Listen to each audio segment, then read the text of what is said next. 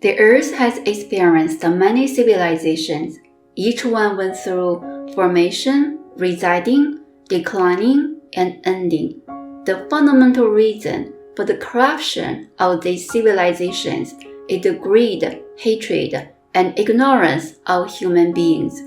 To educate human beings, high-level beings often descend to the earth, go through various unbearable trials and tribulations, and grew to stand out of the crowds to lead, affect, and transform people. To achieve their mission, they have to practice what is difficult to practice, endure what is difficult to endure, to fight what is difficult to fight, to transmit what is difficult to transmit.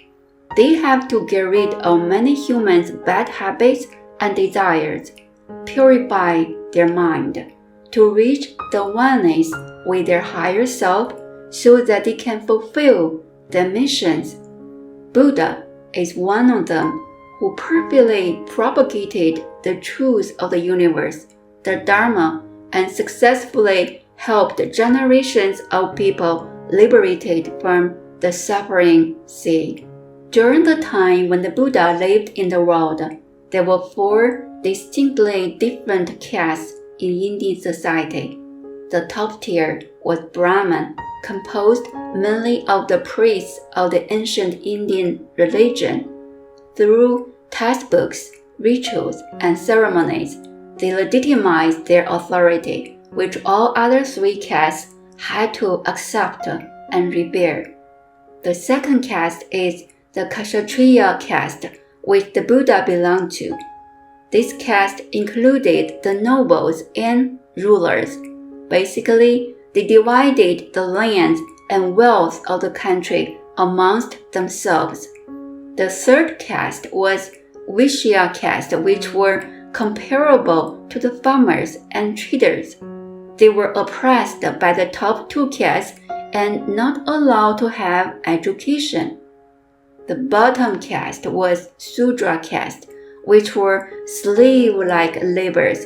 They were believed to be born to serve the higher castes. They were not even allowed to speak the names of the top castes, and if they did, they could be cruelly punished. Shakyamuni Buddha was born as a Kshatriya.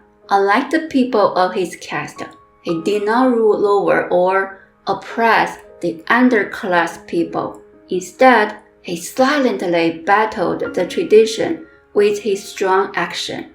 He showed great compassion and equanimity toward all people without discrimination. His disciples included people from all 4 castes, even the lowest Sudra caste.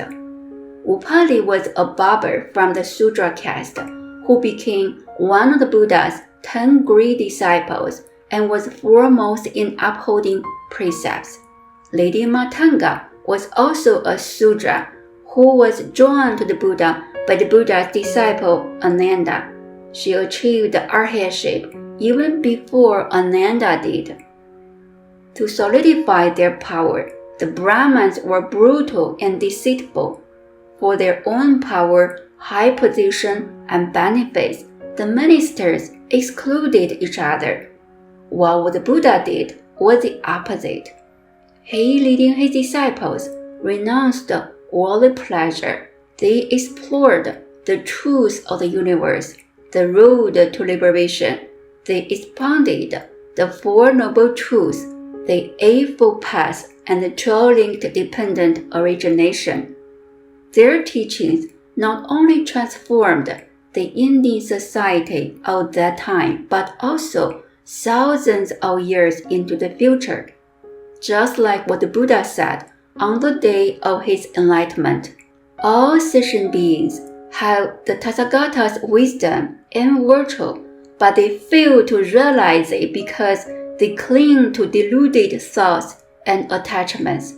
The Buddha knew this truth, and he tirelessly educated and liberated limitless sentient beings from the deluded mind. Namo Buddha.